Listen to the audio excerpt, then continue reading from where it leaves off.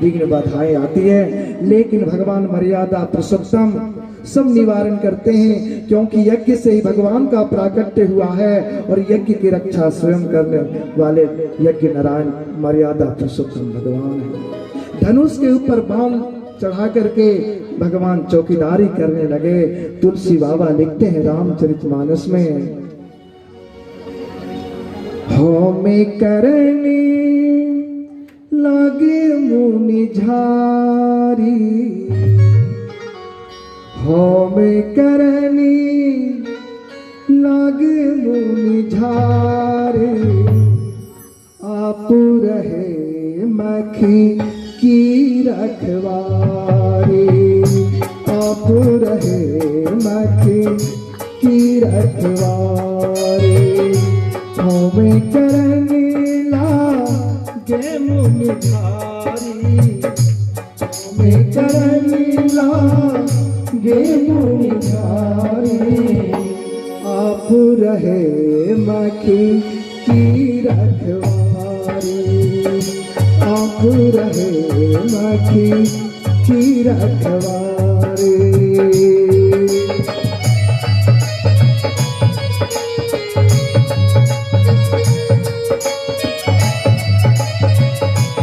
भगवान धनुष और बाण लेकर के चौकीदारी कर रहे हैं पिता।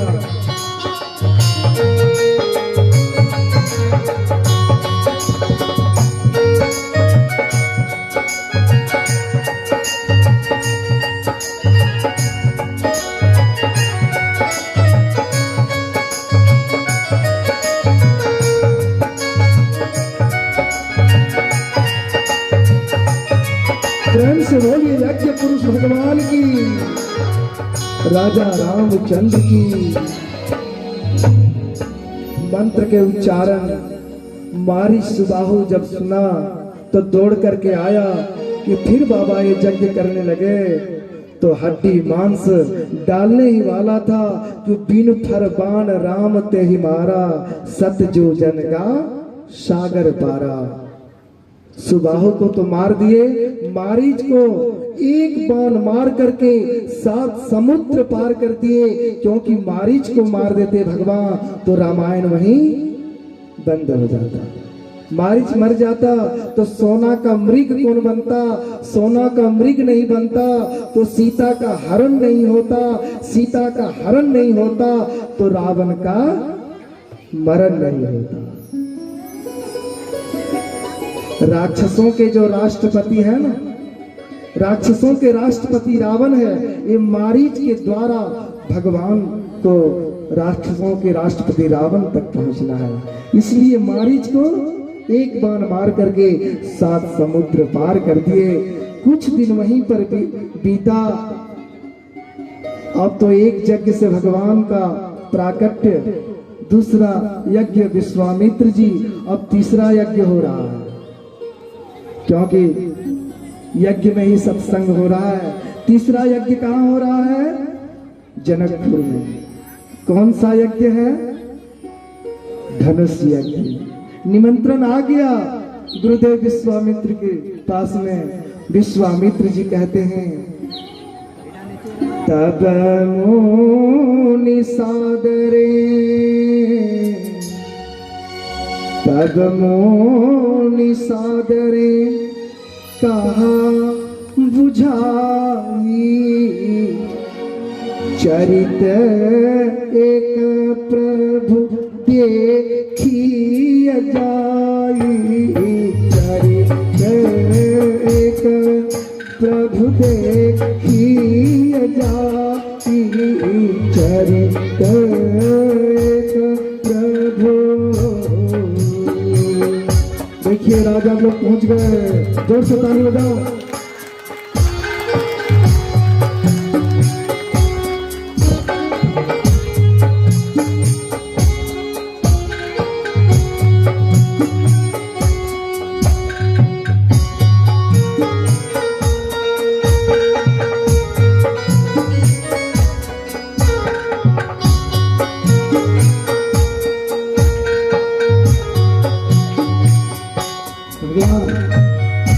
राम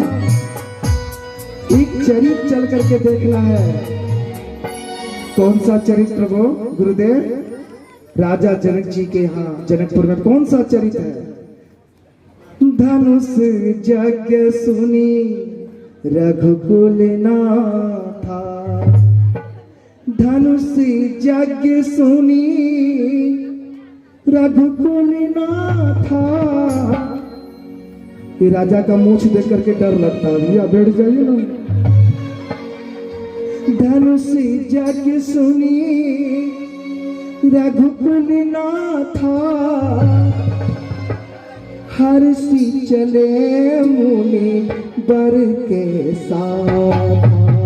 धनुष यज्ञ सुनी रघुकुल नाथा, धनुष यज्ञ सुनी रघुकुल नाथा, हर्षि चले मुनि बर के साथ।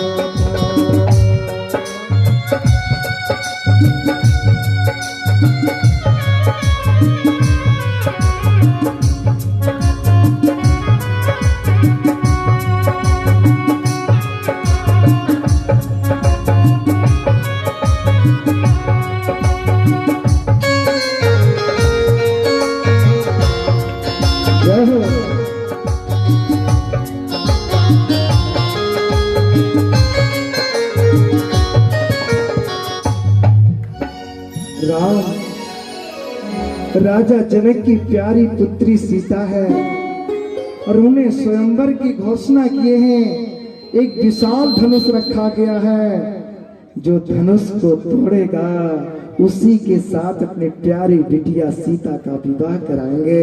इसलिए हम लोग भी चले, हर्षि चले मुनि बर के साथ। तुलसी बाबा का देखिए मानस में, बर मतलब दुल्हा। दुल्हा कहाँ है? बोले विश्वामित्र के साथ में। हर्षि चले।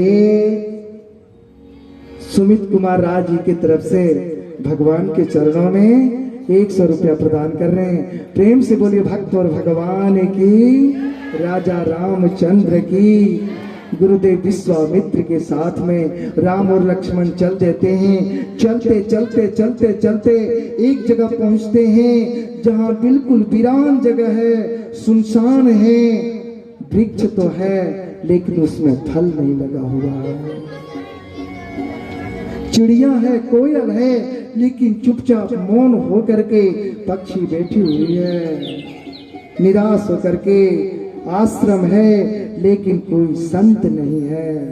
विशाल पत्थर का शिला पड़ा हुआ है। राम जी को आश्चर्य लगा, गुरुदेव ये आश्रम कैसा, जहां कुछ भी नहीं दिखाई देता, ये विशाल पत्थर का शिला पड़ा हुआ है। गुरुदेव विश्वामित्र कहते हैं, राम देवराज ने अहल्या से कपट किया। एक गौतम ऋषि का आश्रम है और अहल्या के साथ कपट किया। गौतम ऋषि के नारी के साथ इंद्र ने अहल्या को श्राप दिया, हमारे घर में पहुंच जाए तो मेरे यहाँ का मर्यादा है कि हमारे घर के बुजुर्ग लोग जो होते हैं वो भी अपने माथे के पगड़ी उतार करके ऋषि कन्या ब्राह्मण कन्या के चरणों में रख करके प्रणाम करते हैं। और आप कह रहे हैं कि अपने पैर को स्पर्श कर दीजिए। गुरुदेव ऐसा नहीं हो सकता।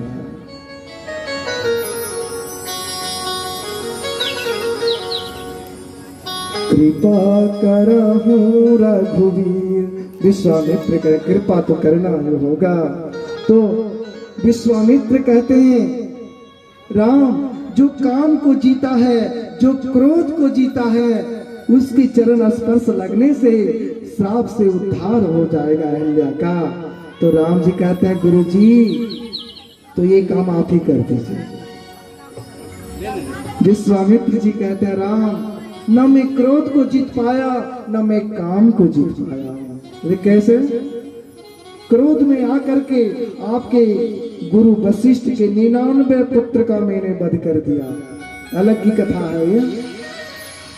और जहां काम जीतने की बात है, काम पर भी विजय प्राप्त नहीं कर पाया मैं। जब मैं तपस्या शुरू में तपस्या में बैठा था, शुरुआत में मेनका नाम की अप्सरा आई और मेरा तपस्या भंग करके चली गई। कहने का भाव कि न मैं काम पर विजय प्राप्त किया है, न क्रोध पर विजय प्राप्त किया है, ये काम तो आपके हाथ से ही होना है। यह अहिल्या का उद्धार आपके द्वारा होना है राम। तो भगवान राम ने थोड़ा चरण को ऊपर किया, पवन देव को स्मरण किया, इतना जोर से हवा चली कि भगवान की चरण का धूल उड़ करके अहिल्या पत्थर में स्पर्श हुआ और अहिल्या को श्राप से मुक्त हो गई, उद्धार हो गया। और जो पत्थर का शिला था एक नारी के रूप में परिवर्तित हो गई और निवेदन करने लगे, पर सत पद पावनी सो की न सावनी, प्रगट भई तपि पूंज सही। पर सत पद पावन सो की न सावन, प्रगट भई तपि पूंज सही। पर सत पद पावन सो की न सावन, प्रगट भई तप पूंज सही। देखत रघुनायक जन सुखदायक, सन्मुख होई कर जोरी रही। मैं नारिया पावन प्रभु जग पावन, रावण रिपु जन सुखदाये। मुनि श्राप जो दीन्हा अति भल कीन्हा, परमयनु ग्रह में माना। देखाऊं भरि लोचन हरि भव मोचन, यह लाभ शंकर जाना। अहिल्या श्राप से मुक्त होकर के भगवान की स्तुति करने लगी, हाथ जोड़ करके।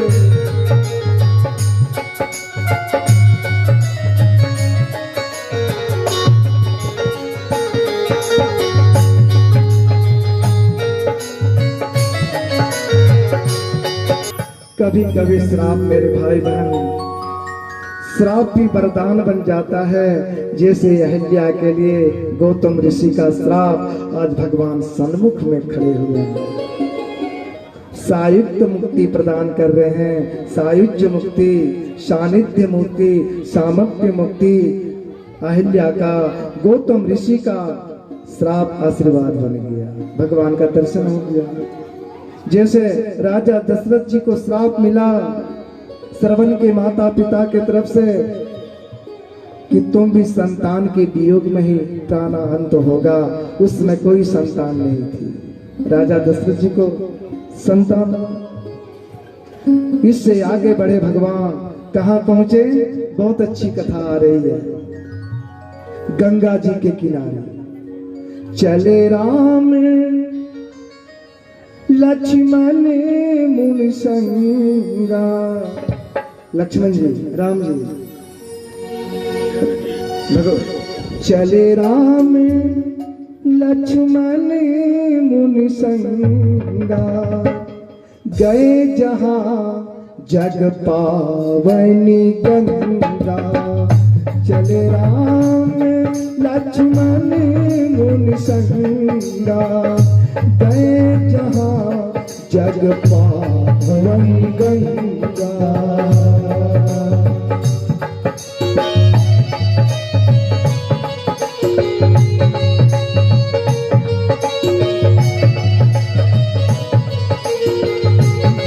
राज की तरफ से भगवान के चरणों में 50 रुपया।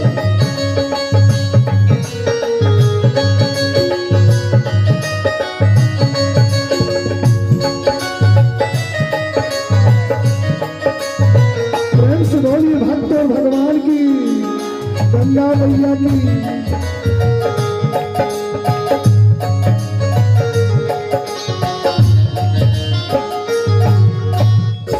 गंगा जी के किनारे पहुंच गए। विश्वामित्र गुरुदेव राम लक्ष्मण के साथ में गए जहां जग पावन गंगा। भगवान कहते हैं गुरुदेव गंगा माँ का अवतरण कैसे हुआ इस पृथ्वी पर, कौन लाया, किसने लाया, किस लिए लाया, क्यों लाया। भगवान विश्वामित्र जी सारी कथा सुनाते हैं। गाधी तनय सब कथा सुनाई, जेहि प्रकार सुरसरी महियाई। राम सुनो गंगा जी कैसे आई पृथ्वी पर। विशेष ध्यान चाहूंगा आप लोगों से, विशेष ध्यान देकर सुनने वाली बात है कि गंगा का अवतरण इस पृथ्वी पर कैसे हुआ। राम जी पीछे बैठ जाइए, फिर आना होगा। इसी तरह बीच बीच में कृपा करते रहेंगे, भक्तों को आशीर्वाद देते रहेंगे। कैसे आना हुआ गुरुदेव? हे राम सुनिए, आप ही के पूर्वज भागीरथ जी लाए हैं गंगा को। कौन लाए हैं? जोर से बोलिए। भागीरथ जी लाए। कैसे लाए गुरुदेव, क्यों लाए? एक समय की बात है राम, भागीरथ जी से पहले आपके पूर्वज थे राजा सगर। राजा सगर सूर्यवंश में उन्होंने संकल्प किया था कि हम 10,000 अश्वमेध यज्ञ करेंगे। 9,999 यज्ञ पूरा हो गया, मात्र एक यज्ञ बाकी रहा, वो भी यज्ञ पूरा हो गया। लेकिन यज्ञ के बाद एक विजयी नाम का एक घोड़ा को छोड़ा गया। तो घोड़ा का छोड़ना मतलब कि जो घोड़ा को पकड़ेगा उस राजा से युद्ध करना पड़ेगा। तो 9,999 यज्ञ जब पूरा हो गया तो इंद्र का सिंहासन हिलने लगा। पता नहीं, हर पुराण में, हर शास्त्र में जब भी चर्चा देखते हैं तो इंद्र का सिंहासन बहुत जल्दी हिला, नट भल्ट बहुत ढीला है, हिलने लगा। तो ऐसा लगा कि कहीं मेरा सिंहासन न चला जाए, मेरा स्वर्ग का साम्राज्य न चला जाए, मेरा इंद्रासन न हाथ से निकल जाए। इसलिए देवराज इंद्र ने छल किया, उस घोड़ा को पकड़ करके ले जा करके कपिल मुनि के आश्रम में बांध दिया। कपिल मुनि का आश्रम कहाँ? सब तीर्थ बार बार, गंगा सागर एक बार, गंगा सागर में कपिल मुनि के आश्रम में दर्शन करना। वहां आश्रम में जब घोड़ा लौट करके नहीं आया, राजा सगर को लगा कि किनको साहस हुआ, किनकी हिम्मत, जो विजय नाम का घोड़ा मेरा पकड़ लिया। 60,000 पुत्र को बुला करके राजा सगर ने कहा कि देखो किसने हिम्मत किया है मेरा घोड़ा पकड़ने का, पता करो। तो राजा सगर के 60,000 पुत्र निकल पड़े घोड़ा खोजने के लिए। खोजते खोजते खोजते खोजते कपिल मुनि के आश्रम में पहुंचे तो 60,000 पुत्र ने देखा कि कपिल मुनि के आश्रम में घोड़ा बंधा हुआ है। राजा सगर के 60,000 पुत्र ने यही समझ लिया कि यही जो साधु बैठा है, आंख बंद करके यही घोड़ा को पकड़ा है। लेकिन कपिल मुनि को कुछ भी पता नहीं कब देवराज इंद्र ने घोड़ा बांध दिया आश्रम में। जा करके युद्ध के लिए राजा सगर के पुत्र ने ललकारने लगा, ए संत, ए महात्मा, ए साधु बाबा, घोड़ा पकड़ने का मतलब होता है कि युद्ध करना, लड़ाई करना। आंख बंद करके क्यों बैठे हो? हमसे युद्ध करो। राजा सगर के 60,000 पुत्र युद्ध के लिए चुनौती देता है। 60,000 राजा सगर के पुत्र में से एक जो पुत्र था ना, थोड़ा सा बहुत ही उज्जट कहिए, कहा कि ऐसे नहीं मानेगा, ये संत ढोंगी साधु है।